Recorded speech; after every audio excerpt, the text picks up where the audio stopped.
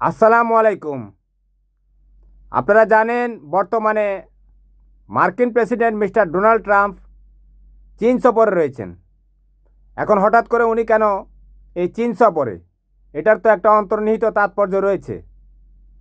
বিশেষ করে ইরানের সাথে একটা অসম লড়াইয়ের পর কেন এই চীন সফর? এটা নিয়ে বিশ্ব গণমাধ্যম বিভিন্ন তথ্য দিচ্ছে। তবে আমার কাছে যেটা মনে হচ্ছে, মার্কিন যুক্তরাষ্ট্র চাচ্ছে চীনকে সম্মত করতে। কারণ চীনই একমাত্র দেশ যে ইরান থেকে তারা জ্বালানি তেল কিনে। কারণ চীনের সারা বিশ্বব্যাপী লক্ষ লক্ষ কোটি ডলারের ব্যবসা রয়েছে। সে ব্যবসা চালানোর জন্য, ইন্ডাস্ট্রি চালানোর জন্য তাকে তেল কিনতে হবে। আর সে তেলের বেশিরভাগ অংশ যোগান দেয় এই ইরান। এখন মার্কিন যুক্তরাষ্ট্র হরমুজ প্রণালী অবরোধ করে বসে আছে। তার একমাত্র উদ্দেশ্য হচ্ছে ইরান যাতে বিশ্বের কোনো দেশের সাথে আমদানি রপ্তানি করতে না পারে। অর্থাৎ ইরানের যদি তেল রপ্তানি বন্ধ হয়ে যায়, ইরানে দুর্ভিক্ষ লেগে যাবে। এটা মার্কিন যুক্তরাষ্ট্রের তার লড়াইয়ের দ্বিতীয় ফেজ। প্রথম ফেজে সে ব্যর্থ হয়েছে। সে ইরানের হাজার হাজার মানুষকে হত্যা করে, হাজার হাজার ক্ষেপণাস্ত্র ইরানে মেরেও সে ইরানের সরকার পতন ঘটাতে পারেনি। ইরানিরা মরেছে কিন্তু আত্মসমর্পণ করেনি। কারণ তাদের তো আর পালিয়ে যাওয়ার কোনো জায়গা নেই। আর মুসলমানরা ভীতি এবং কাপুরুষতাকে ওরা পায়ে মানিয়ে এগিয়ে যায়। ইরানি জনগণ তাদের বীরত্বের যে বীরত্বগাথা, তারা সেটা প্রমাণ করেছে। এখন মার্কিন যুক্তরাষ্ট্রের দ্বিতীয় পেজের লড়াই হচ্ছে যে ইরানকে যদি বিশ্ব অর্থনীতি থেকে একেবারে ডিলেট করে দেওয়া যায়। ইরানের সাথে বিশ্বের কারো সাথেই অর্থনৈতিক সম্পর্ক নেই, শুধুমাত্র চীন ছাড়া। ইরান কিন্তু চীনের কাছে তেল রপ্তানি করেই টিকে আছে। মার্কিন যুক্তরাষ্ট্র পরাশক্তি হওয়ার পর থেকে সে যা চাচ্ছে বিশ্বে তাই হচ্ছে। বুঝতে পেরেছেন? 1979 সালে যখন ইরানে ইসলামী বিপ্লব হয়েছিল, তখনই মার্কিন যুক্তরাষ্ট্র ইরানকে সারা বিশ্ব থেকে এক ঘরে করে ফেলেছে। অর্থাৎ আজ যে ইরানে হামলা হয়েছে, সেটা মার্কিন যুক্তরাষ্ট্র সেই 1979 সালে প্ল্যান করে বসে আছে। এখন মার্কিন যুক্তরাষ্ট্রের দ্বিতীয় পেজে লড়াই হচ্ছে ইরানে দুর্ভিক্ষ লাগিয়ে দেওয়া।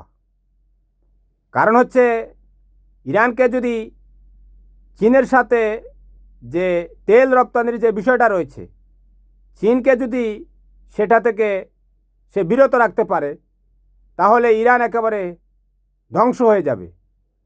কারণ একমাত্র চীনের সাথেই মার্কিন যুক্তরাষ্ট্রের অর্থনৈতিক সম্পর্ক রয়েছে, আর বিশ্বের কারো সাথে অর্থনৈতিক সম্পর্ক নেই। পুরো ইউরোপ কিন্তু আমেরিকার কথা শুনে ইরান থেকে তেল কিনে না।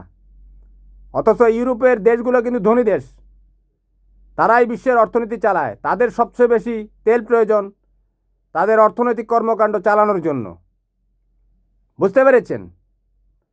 এখন তার উদ্দেশ্য হচ্ছে যদি কোনো রকমে যদি ইরানকে এই তেল রপ্তানি থেকে বিরত রাখা যায়। মার্কিন যুক্তরাষ্ট্র অলরেডি হরমুজ প্রণালীতে তার যে নৌ অবরোধ, সে অবরোধ দিয়ে ইরানের সমস্ত জাহাজগুলোকে সে ইরান থেকে বেরোতে দিচ্ছে না। এর ফলে কিন্তু ইরানের অর্থনীতি ধসে পড়বে। তার উদ্দেশ্য হচ্ছে যদি ইরানে দুর্ভিক্ষ লেগে যায়, তখন ইরানের জনগণ রাস্তায় বেরিয়ে আসবে, তখনই ইরানি সরকারের পতন হবে। এরপরে মার্কিন যুক্তরাষ্ট্র তো পরাশক্তি, সে যদি আরেকটা ধাক্কা দেয় তার সেই ইসরায়েলকে নিয়ে, তাহলে ইরান দ্বিতীয় পেজে একেবারে ধ্বংসের মুখোমুখি হয়ে যাবে। এটা হচ্ছে মার্কিন যুক্তরাষ্ট্রের তার তার বুদ্ধিমত্তার সাথে সে কিভাবে দেখেন বিশ্বের মোড়লগিরি করে। অর্থাৎ সে যখন কাউকে ধরবে, সেটা সে 50 বছর আগে থেকে প্ল্যান করে বসে থাকে। 50, 60, 70 বছর। 1979 সালে ইরানে ইসলামী বিপ্লব হয়েছে, আয়াতুল্লাহ আলী খমেনি ক্ষমতায় এসেছে। এরপরই তার কিন্তু ইরানের উপর অবরোধ। অর্থাৎ দেখেন 79 পর থেকে কত, 2026 অর্থাৎ 47 বছরের মাথায় এসে মার্কিন যুক্তরাষ্ট্র তার কর্মকৌশল প্রণয়ন করা শুরু করেছে। আসলে এর মূল কারণ হচ্ছে মার্কিন যুক্তরাষ্ট্রের জ্ঞান বিজ্ঞানে এগিয়ে যাওয়া, অর্থনৈতিকভাবে পরাশক্তি হওয়া। ও বিশ্বের এমন একটা সাইডে রয়েছে, তাকে ধরা যায় না, তার উপর কেউ কোনো আঘাতও করতে পারে না, নিরাপদ একটা স্থানে রয়েছে। আর সেখান থেকেই সে বিশ্বব্যাপী তার এই ছড়িয়ে ঘোরাচ্ছে। তো এখন চীনের সাথে তার যে দহরম মহরম, চীনকে যদি সম্মত করতে পারে, চীনের প্রেসিডেন্ট শি জিনপিংকে সে সম্মত করার জন্যই কিন্তু এসেছে। ইরান যে তার পারমাণবিক প্রকল্প নিয়ে এগিয়ে যাচ্ছে, তার জন্য বিলিয়ন বিলিয়ন ডলার লাগবে। আর সেটার একমাত্র অর্থনৈতিক যোগান দিতে পারে চীন, কারণ চীনের কাছ থেকে সে একমাত্র এই তেল বিক্রি করে অর্থ পেতে পারে। মার্কিন যুক্তরাষ্ট্র চীনের সাথেও বিভিন্ন খেলাধুলা করছে, বিশেষ করে তাইওয়ানকে নিয়ে। তাই তো চীনের প্রেসিডেন্ট শি জিনপিং একেবারে ডোনাল্ড ট্রাম্পকে মুখের সামনে বলে দিয়েছে যে তাইওয়ান নিয়ে যাতে মার্কিন যুক্তরাষ্ট্র নাক না গলায়। কারণ মার্কিন যুক্তরাষ্ট্র তার বিশ্বব্যাপী মোড়লগিরি চালাতে হলে তাকে একের সাথে অন্যের সাথে লাগিয়ে দিতে হবে। আপনারা জানেন, এখন তাইওয়ানের সাথে যদি চীনের একটা লেগে যায়, তখন এরা দুই দেশই কিন্তু লড়াই করে করে তাদের অর্থনীতি শেষ করে দিবে। তখন আর মার্কিন যুক্তরাষ্ট্র কারো উপর কোনো এই হামলু টামলু করা লাগবে না। বুঝতে পেরেছেন? অর্থাৎ আপনারা বুঝে নিন আর কি। এ সমস্ত কথা বললেও কারা স্ট্রাইক দেয়, কারণ এই ইউটিউব, ফেসবুক সব কিন্তু তাদের, পৃথিবীর সমস্ত প্রযুক্তি তাদের। এলন মাস্ক এসে বসে আছে, সে চীনের বিভিন্ন খাবার দাবার নিয়ে বিভিন্ন অঙ্গভঙ্গি করছে। বুঝতে পেরেছেন? তো তাদের বিরুদ্ধে কথা বলাও কিন্তু বিপজ্জনক। তো তাদের বিরুদ্ধে কথা বলছি না, এটা দিবালোকের মতো স্পষ্ট। তবে মার্কিন যুক্তরাষ্ট্র যেটা করে সেটা বুদ্ধিমত্তার সাথে করে, সে প্ল্যান করেই করে। তাকে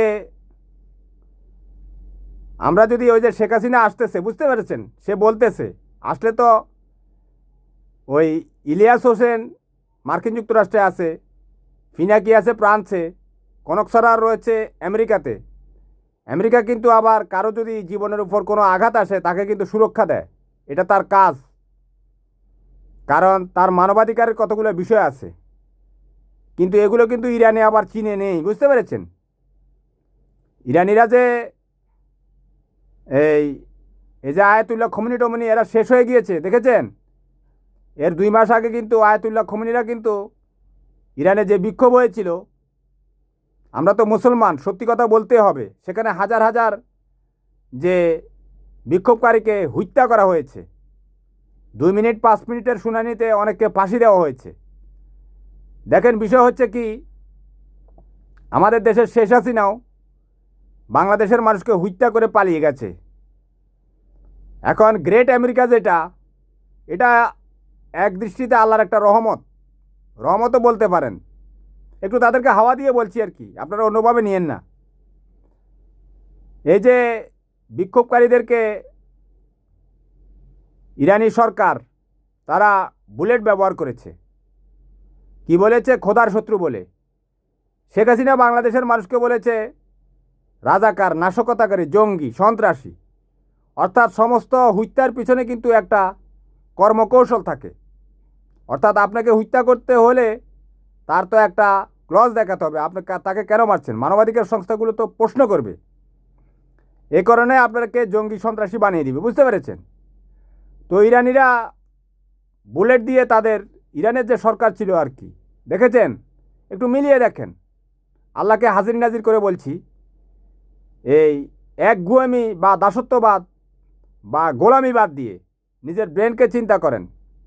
ইরানের আয়াতুল্লাহ আলী খমেনির সরকার কিন্তু এই ইরানের নিরীহ জনগণের ওপর বুলেট ব্যবহার করেছিল। আর মার্কিন যুক্তরাষ্ট্র কি ব্যবহার করেছে? ক্ষেপণাস্ত্র। বুঝতে পেরেছেন? অর্থাৎ প্রত্যেকটা রক্তের, প্রত্যেকটা লাশের কিন্তু একটা আর্তনাদ আছে। মজলুমের আওয়াজ কিন্তু আল্লাহ রাব্বুল আলামিন শুনে, মজলুম যে ধর্মেরই হোক, কারণ সে মজলুম। এ কারণে কারো উপর জুলুম করা ঠিক না। বুঝতে পেরেছেন? একটু মিলিয়ে নেন। যা হোক, ইরানের সংখ্যাগরিষ্ঠ মানুষ ঐক্যবদ্ধ রয়েছে। তারা তাদের বিরোধী দলীয় যে শক্তি তাদেরকে মজলুম বানিয়ে দিয়েছিল। পরবর্তী আমেরিকা আর ইসরায়েল কিন্তু ইরানকে মজলুম বানিয়ে দিয়েছে। এখন ইরানের সামনে এক ভয়াবহ অবস্থা। তারা কি দুর্ভিক্ষেই শেষ হয়ে যায় কিনা, সেটা হচ্ছে এখন দেখার বিষয়। আল্লাহ ইরানি জনগণকে হেফাজত করুক। আমি যে কথাটা বলেছি আবার আপনারা ক্ষমা সুন্দর দৃষ্টিতে দেখবেন। ইরানিরা কিন্তু বিক্ষোভকারীদের উপর কিন্তু বুলেট ব্যবহার করেছে। নিজ দেশের মানুষের উপর বুলেট ব্যবহার করে দেখেন, রক্তের চিৎকার কিন্তু অনেক ভয়াবহ হয়। বাংলাদেশের শেখ হাসিনা রক্ত জড়িয়ে সে কিন্তু পালাতে হয়েছে, এটাই নিয়ম। তো ইতিহাস মানুষকে বারবার বিভিন্ন রূপে শিক্ষা দিয়ে যায়, কিন্তু মানুষ সে শিক্ষা পায় না। যা হোক, ইরানের সরকারের দরকার ছিল গদি। তারা তো আছে 1979 সাল থেকে আছে গদিতে, আয়াতুল্লাহ আলী খোমেনির দল। এই গদি টিকাতে হলে কিন্তু আপনি যদি একক ব্যক্তি যদি কোনো গদি টিকাতে হয়, তাহলে কিন্তু আপনারা দেখেছেন তো বাংলাদেশের অবস্থা। শেখ হাসিনা কীভাবে গুম খুনু করে এদেশের মানুষকে নিঃশেষ করে দিয়েছে। হ্যাঁ, শেখ হাসিনা বলে যে সে কিছুই করেনি। ইরানও ঠিক, যেহেতু 47 বছর, শেখ হাসিনা তো 15 বছর 7 মাস। ইরানে 1979 সাল থেকে একই সরকার চলে আসছে, তাহলে বুঝেন না সেখানে কি হয়েছে? কিছু তো হয়েছে। যা হোক, আমি ওই সময় ইরানের মজলুম যে বিক্ষোভকারী তাদেরও পক্ষ ছিলাম। এখন ইরানের যে জনগণ তাদেরও পক্ষ আছি। আমি কোনো রাষ্ট্রপ্রধানের পক্ষে থাকি না, কারণ এরা অনেক অনেক কুচক্রী, এরা দুষ্টু, এরা সন্ত্রাসী। যাক, আপনারা যদি কাউকে ভালোবাসেন, কী কারণে ভালোবাসেন, আয়াতুল্লাহ আলী খোমেনিকে অনেকে কমেন্ট করে ভালোবাসা দিচ্ছেন। কী কারণে দিচ্ছেন আমার ভিডিওটার সামনে গেলে বলবেন। সে কিন্তু পজিটিভ লোক ছিল কি না, ভালো মানুষ ছিল কি না, আর ভালো মানুষ হলে তার দেশে বিক্ষোভকারীরা কীভাবে রাস্তায় লাশ পড়েছিল সেটাও জানাবেন। যা হোক, সেই লাশ পড়েছিল কিনা সত্যি অর্থে বিশ্ব মিডিয়ায় তো আপনারা জানেন, সেগুলো প্রকাশ হয়েছে। মানুষের কান্না। আপনি দুইজন নিরীহ মানুষকে, দুইজন মুসলিমকেও যদি আপনি হত্যা করেন, সেটার কিন্তু খেসারত আপনাকে দিতে হবে, হিসেব দিতে হবে। আল্লাহ রাব্বুল আলামিন এক এক শক্তির উপর এক এক শক্তিকে বসিয়ে রেখেছে, এটা মনে রাখতে হবে। তার উপর কোনো শক্তি নেই। আপনি মনে করেন নিজ দেশের মানুষের উপর, নিজ দেশের মানুষকে বুলেট দিয়ে আপনি নিঃশেষ করে দিতে পারেন, তাই না? কারণ তার কাছে তো কিছু নেই, আন্ডা দুইটা ছাড়া। কিন্তু আপনার জন্য আরেকজন নিয়ে এসেছে কি শক্তিশালী বিমান বাহিনী, নৌবাহিনী, ক্ষেপণাস্ত্র, অর্থাৎ রক্ষা নেই। আল্লাহ আমাদেরকে হেফাজত করুক, ইরানের নিরীহ মানুষকে আল্লাহ হেফাজত করুক। আল্লাহ হাফেজ, ভালো থাকবেন।